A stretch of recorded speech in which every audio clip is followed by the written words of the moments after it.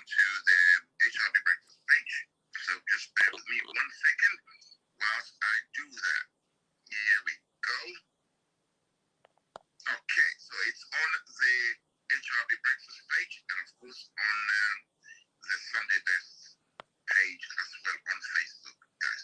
And I'm sure Dr. Seshni is sharing it as well. Good morning, Dr. Seshni, and welcome to COVID Update this morning. Good morning. Good morning, Apoko. Absolutely beautiful morning, to be honest. I'm looking through the glass and it looks like the sun's shining through. Yes. Yeah. And yeah, we're going to have a good day today, I'm sure. Definitely, definitely. Seems like a really nice day, actually. Yes, definitely. Yes. How are you? No, I'm good, thank you. Very good. Had a lovely weekend. Amazing weekend. Yes, Mother's Day was yesterday, Mothering Sunday. So it went really, really well. Lots of celebrations. Just a quiet one actually in lockdown. So I guess it was the same for all mothers in UK. Probably a very different one that they would be usually celebrating, because obviously even if people had to see their mums, they had to do it socially distancing. If people are in homes, people were not able to see their mothers. I think maybe only one person would have been allowed. And I saw a lot of people, and even heard when I was out and about, that some people were going to the graves to pay respects to their mothers. So I think it's probably was like a mixture of different celebrations. But obviously everyone was in lockdown, so it would have been very, very different. You wouldn't be able to properly celebrate with your mum. So I'm sure people are waiting for lockdown to be over to actually be able to celebrate. The things that's going to happen after lockdown, I can only imagine. Yeah. Yeah, we went to London. We took a drive to London. It was really quiet. Again, everyone socially distancing. There's hardly anyone on the roads. The roads are really quiet. It was really a quiet journey to the Secure Mahikari Center in Croydon. So very quiet, and again, socially distancing. Hardly any people about. Yeah, very, very. I mean, even the main roads like the M1, all extremely quiet. I mean, usually, if you know, pre-lockdown, the M1 on a Sunday evening would be jam-packed. So different. Anyway, let's crack on with our COVID update. Now, Yeah. some of the biggest names in hospitality, they are threatening to take the government to court over its plans to release a Yes. lockdown. Now, the thing is, their argument is that they don't see why they shouldn't be allowed to open if the shops are being will be open on the 12th of April, and they're saying that they're losing about 200 million pounds a day.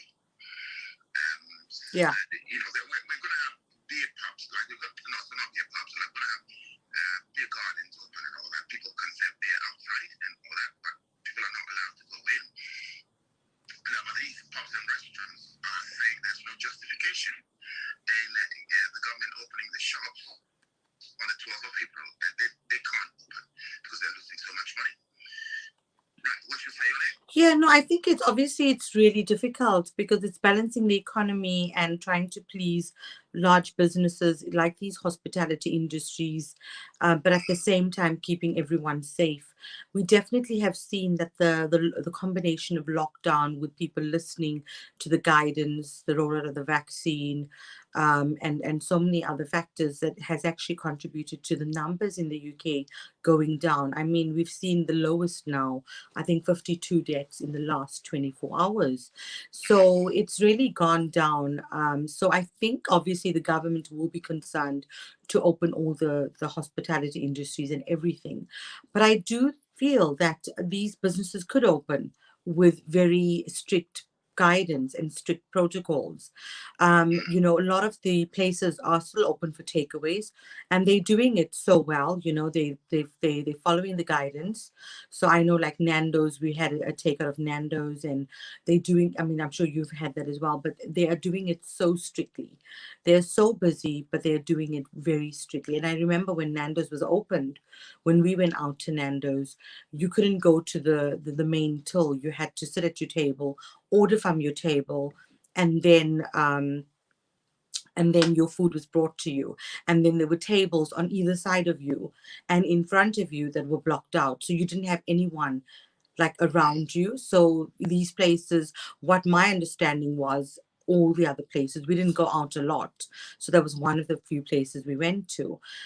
So for my experience, and they even had the track and trace thing, so when you got there you had to download the track and trace. I think you mentioned about Weatherspoons the one day. So yeah, so they were very strict. So that's what I'm saying, is that pre-lockdown, or after lockdown, and then when they reopened, they were having very strict guidance. And I think that if the government worked together with these hospitality places, I think they could open, but it's, and on the other hand, is how safe are people going to feel going to these places as well? I know a lot of people, to be honest. A friend of mine messaged me over the weekend. She said that it seems like a lot of places were getting booked out already, and they wanted to book a place in Oxford for us to go out. So in May, and apparently she was saying that everything's booked out. So people are eager to go out. So it's I don't know. What's your take on it? Yeah. Well, I don't know. I don't know. I just,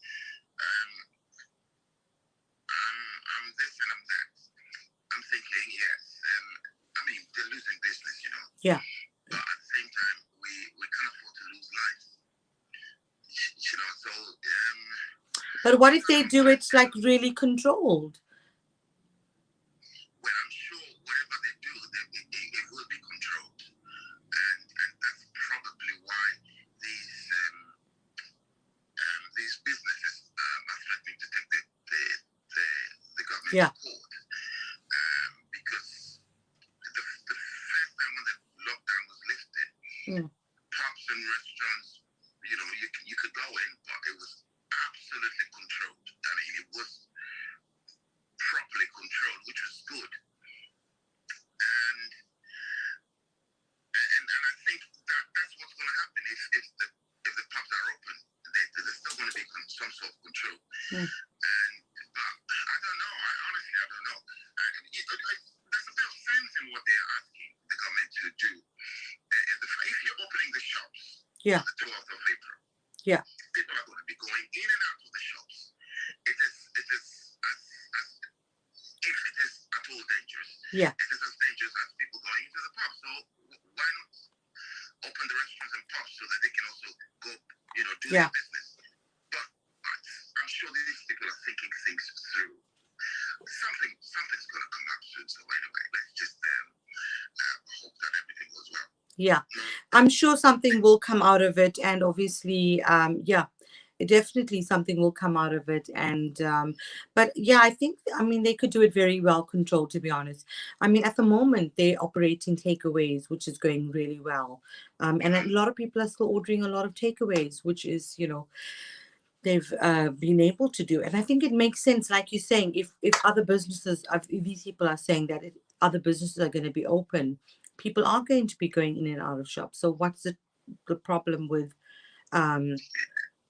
these places opening? But yes, there's obviously the concern that the rates would go high, the transmission will be high. So these are a lot of things to take into consideration. I think that's on the backdrop of balancing the economy, trying to save the economy, trying to boost the economy, trying to help these businesses, as well as the millions of people that work in the hospitality industry.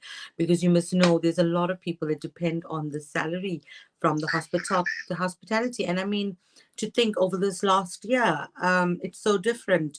I mean, we stopped at the Starbucks takeaway, the drive-through. It was like a drive-through, but you could go in and get your drink. And that's the one right near Croydon. And even there too, you stood. They had stickers where you could stand. I think it's similar to your Costa experience that you described in Bedford. So yeah, you just stood there, ordered, and waited for it, and then you left. And you had to have a mask. There was hand sanitizer. I don't think people were allowed to sit, but the chairs were all open still. But I didn't see anyone sitting. It was just a matter of people can come in and buy a drink and go. So I mean that's done really safely. But then to think now, if we go to these places and there's going to be hundreds of people mixing, there is going to be a risk. So I do understand, even though I'm saying, open with guidance. there's a possibility that if they do open with guidance, that even then still it's going to put everyone at risk. So to be honest, it's really such a difficult decision, Apoko. I do not envy the government and 10 Downing Street. It is so difficult. But didn't they at one point they had the place where like you said, pubs were open and it was just in the garden where you could go and have a meal? Yeah, what you're saying is, and let me see if I can Yeah. find this and read it out to you. This, hang on just a second, let me go back. Because I have another story. There we go. This is it. Okay. So let me just read a few paragraphs. Two of the biggest names in hospitality are threatening to take the government to court over its plans to release England from lockdown.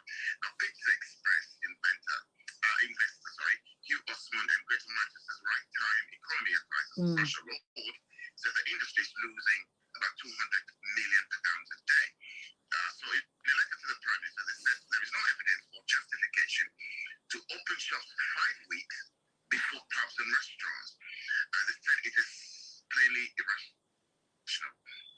The government has insisted the lockdown easing must be cautious if it is to be irreversible, adding that it will be driven by data and not faith. Yeah. But under current plans, no essential retail will be able to open from 12th of April if new coronavirus infections are kept under control. Oh, non-essential shops, retail shops, not no. Okay, outdoor hospitality such as beer gardens also will be allowed to reopen then. So outdoor hospitality as beer gardens will be open on the 12th of April, but pubs and restaurants will not be allowed to welcome customers through their doors to sit inside until at least the 17th of May. So they will be open, but it has to be outdoors. So if there's a pub that doesn't have a beer garden, then you can't really operate, can you? Yes. Yes, yeah. So, and I think what they're saying as well, that makes sense. So they're saying the industry has long argued that pubs remained open last July had a negotiable effect on infections, which only began to rise after schools reopened. And the Chancellor recently defended his own Eat Out to Help Out scheme, arguing that it protected jobs.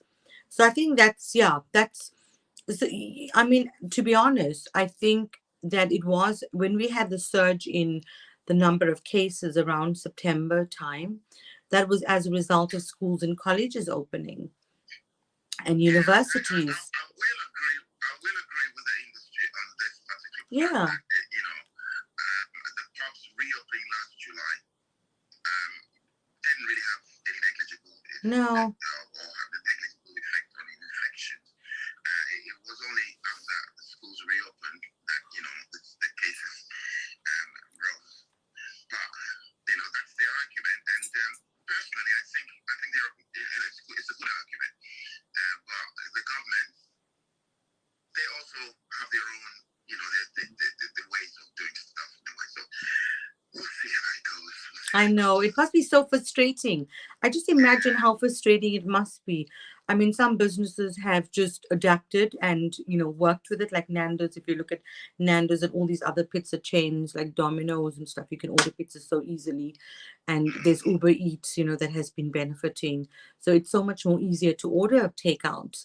But then, and I think McDonald's and all these places have remained open, haven't they? I know But you can't go in. It's just yeah. So all the fast foods basically have still remained open, but you can order takeaways. So I do understand, but when they had the Eat Out to Help Out, I think that did help the economy, and that's true. What Rishi Sunak is, because we even used the Eat Out to Help Out. We went out, I think, once or twice, and that was quite, fine. It was, and a lot of people did go out as well. It was just not us. So a lot of people. So let's see. I think maybe what they're trying to do is that the business is open, and then 5 weeks later, so they're doing it in stages, like their 4-step plan. So they want to do the roadmap. It needs to be done strategically. It needs to be controlled and well managed. And I think these bosses might need to understand that this is the situation. But obviously, the economy has suffered. People have lost jobs. So it is a concern. It's a huge concern. And especially because in the UK, the pub culture is so important. Going out is so important. Well, it's part of the culture, really, isn't it? You know, Exactly. it's a very integral part of the British culture. Yeah. So yeah. Anyway, let's move away from that story. We've got it's 7:15 now. Yeah. And the other story that is quite concerning to me, and I'm sure to other people, is the AstraZeneca situation. The Netherlands, for example, has become the latest country to suspend use of the Oxford AstraZeneca coronavirus vaccine over concerns about possible side effects. You know, the government, the Dutch government, are saying that it was suspended until at least the 29th of March, and they're saying it was just a precaution. So they're not really saying. I don't think they found anything in the Netherlands, but I think they're doing that as a precaution from what they've heard or what they've seen happen in Norway and different parts of Europe, mainly. Now, the Republic of Ireland earlier made a similar decision over reports of blood clotting events in adults in Norway. So that's quite concerning to me. You know, Very, very concerning. So last week it came out that obviously AstraZeneca, one of the three vaccines that's currently being used globally, has been implicated in side effects, possible thromboembolic events, meaning that it can increase the chances of causing clots. And there has been cases globally that has been reported of this Oxford University AstraZeneca vaccine, which is given in 2 doses. So they are concerned. Obviously, AstraZeneca is denying it. And Boris Johnson urged that. And the European Medicines Agency, so they are saying, well, they're carrying out a review, and they're saying that incidents of blood clots, well, they're carrying out a review into those incidents of blood clot, and they say that the vaccine's benefits continue to outweigh its risks. Yeah, it is still a concern, to be honest, I would say. So what? We've got Denmark, Norway, Bulgaria, Iceland, Thailand, and they've all already halted their use of the AstraZeneca. Now, Holland is joined. And Ireland as well. And yeah, over the weekend, when I read that about Ireland, I got a bit surprised. It was then definitely showing that this is really more serious than we think. And I did say last week when we were reporting that we're going to probably see more countries follow in the footsteps of the other countries that have suspended it. So I mean, you're right. They're saying the MHRA is saying that there's evidence does not suggest that AstraZeneca jab is linked to clots. So the Medicines and Healthcare Regulatory Agency said evidence does not suggest that the jab does cause clots. And the World Health Organization, it's interesting, they're saying that there's no reason to stop using it. So Dr. Tedros and his team obviously. Yeah, but you see, the thing is that Dr. Sessions, this is not one of those conspiracy theories, is it? It's something that countries and governments have taken a decision. They've taken a decision on. So they must have some sort of evidence. Yes. It might not be a big deal. Yes, it could not. Maybe it's not a big deal, but people don't want to take that risk, do they? No. And so my next question is, I don't know if you'll be able to answer that, but my next question is, if, for example, I book to get a jab and I go and I say, oh, well, can I ask what they're giving me? What am I getting? I say the AstraZeneca. And even if it's the AstraZeneca, can I say I don't want it? I had the same conversation with Ferdinand. He was supposed to go this weekend for his jab.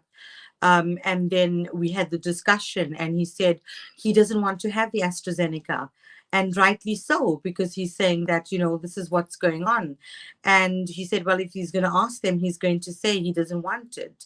And I think you would have that right. You should have that right, because we have to consent at the end of the day to have the vaccine. And I think so. Two things come to mind is obviously if you are booked in for an appointment and you have to go and get the jab, if they're giving you AstraZeneca, and if you feel that this is just advice, obviously there's a disclaimer on whatever medical information we give. But yes, you do need to let them know if you are not happy to take it and if you are concerned, and especially if you have underlying conditions. I think the second thing I'm concerned about is what happens to the people that have had the first dose of it and now then are due for the second dose. How are they feeling about it? Because I know quite a few people in that position. I was actually speaking to an aunt over the weekend and wishing her, my aunt Anusia that you met, and they've had the vaccine, but they've each had different ones. So I know then they're going to probably have to get the second dose. So I didn't ask how are you feeling about it, but I know they're going to be in that situation. So it'll be interesting to see how people are feeling in that situation, that they've had the one jab, and if they get the other one, what's going to happen. So it is a concern. I mean, because like you said, Ireland, Republic of Ireland, Bulgaria, Denmark, Norway, Iceland, and Thailand have all paused the use of it. Italy and Austria have also stopped using certain batches of it. And then now we're hearing about Netherlands, Holland. So and more other countries are going to follow. So I don't know. I mean, I feel that it is still a huge concern. Obviously, this is just going on the information that we are hearing in terms of the vaccine. So just to say that like France is raising concerns over the Oxford vaccine as well. So COVID News Live, so UK cases, deaths and vaccine figures revealed as France warns of extremely tense coronavirus situation in Paris. And they're saying that obviously Wu is reassuring people about the Oxford vaccine, which like you, I mean, you said, I think that is a bit of a concern, isn't it? So AstraZeneca is to set, this was last night, was setting to file for emergency authorization in the US.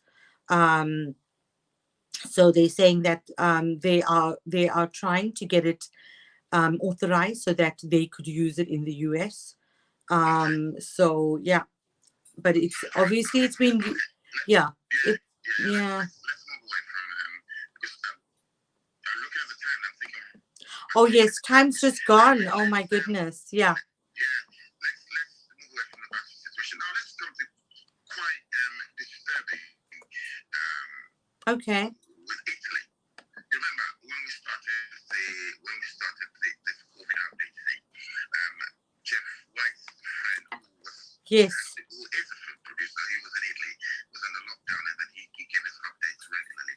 But now I'm reading about where I actually saw it last night on telly, and now I've got it right in front of me. It says shops, restaurants, and schools will be closed across most of Italy from today. Yeah. With the Prime Minister warning of a new wave of the coronavirus outbreak for 3 days over Easter, from the 3rd to the 5th of April, there will be a total shutdown, like they had earlier on. Now, Italy, which 1 year ago imposed one of the first national lockdowns, I remember that, is once again struggling to contain the rapid spread of infections. The country has reported more than 100,000 COVID-related deaths, Europe's second highest tally after the United Kingdom. So, I wonder what's happening in Italy. Well, it seems like a spike. There's a spike now in Italy, and that's why they're going to close. So obviously, this is very concerning as the PM Mario Draghi warns of the new wave of the coronavirus outbreak. And this is not surprising because if you've seen our UK news, they are also concerned that there could be a spike and there could be a rise in cases in the UK and other countries. So I think the infection control are warning that there could be another wave of the virus, which obviously we're starting to see in Italy. And you know, when it started in Italy, then it went across to UK and other countries. So But in Italy, they're saying that the vaccination campaign has been hit by delays. yeah. And of course, as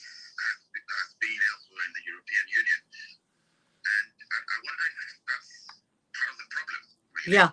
Yeah. So they're saying yes, because obviously they haven't had the vaccination. There's been delays in it.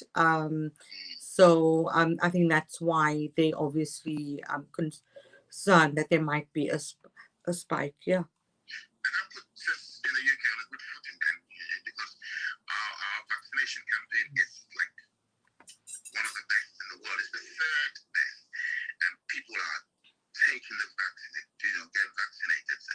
And of course, we can see evidence of that with the numbers dropping. I don't know what it is like in the past 24 hours, but I hope and pray that it is still going down. So if we just go straight to the numbers now, Yeah. especially if you don't mind, Yes. see what it is like.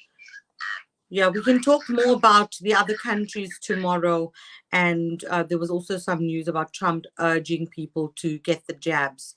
So, but let's move to the figures, which obviously is pressed for time. So, yeah, as of today, the 15th of March, 2021, the coronavirus worldometer figures are 120,428,199 positive cases around the world. Total number of deaths are 2,665,548 deaths. Every life matters. Total recovered is 96,981,033 positive cases that have recovered. So quite a large number.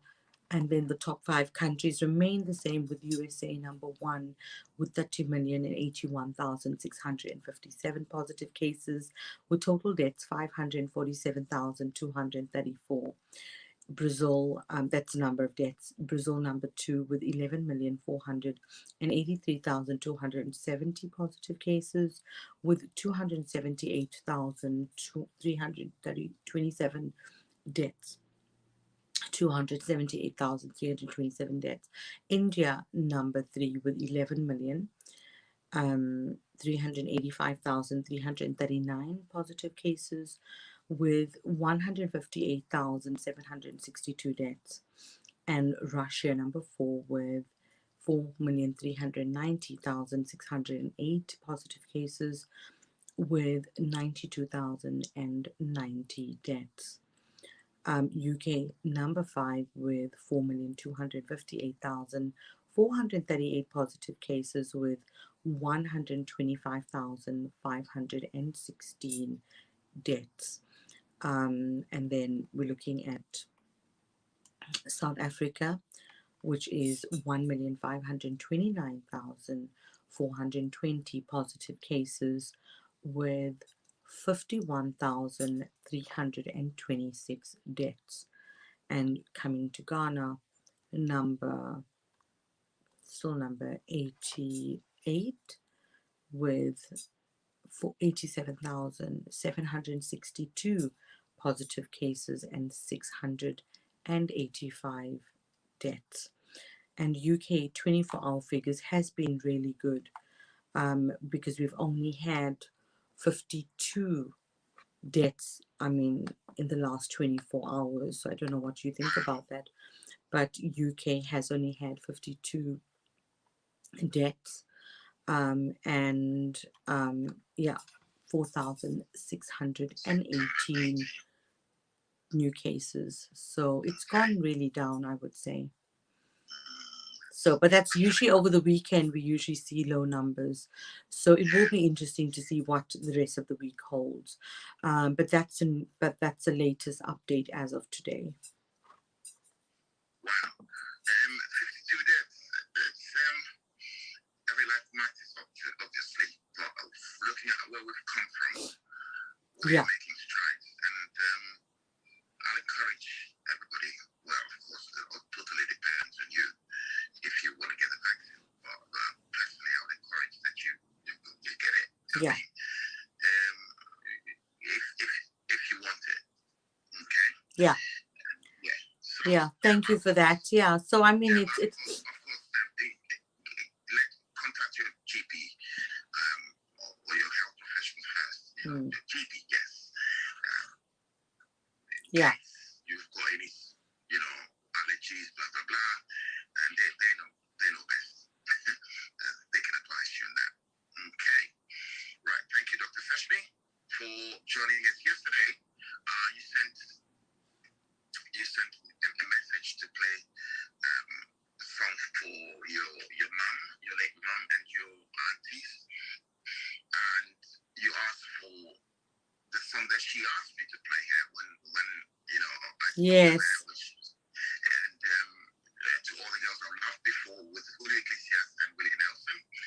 I could not play that song because it was not appropriate for the program. Oh, okay. Which was Sunday best. I did explain, but I did play her song, and I promised that today I'm going to play her wherever she is. I know she's smiling down on us from heaven. I'm going to play her song to all the girls I've loved before. Oh, thank you so much. That means a lot. I'm so grateful. You're welcome. And I'm sure she's smiling down upon us. Oh, yes. I want to say Happy Mother's Day to your amazingly beautiful mom. Thank you. And, please, wherever you are, listen to all the girls I've loved before. She will be listening and dancing. Yeah, I want to see that big fat smile on her beautiful face. Yeah. She was an amazing one. Anyway, thank you very much, Dr. Seshmi, for joining us. Get your radio on now.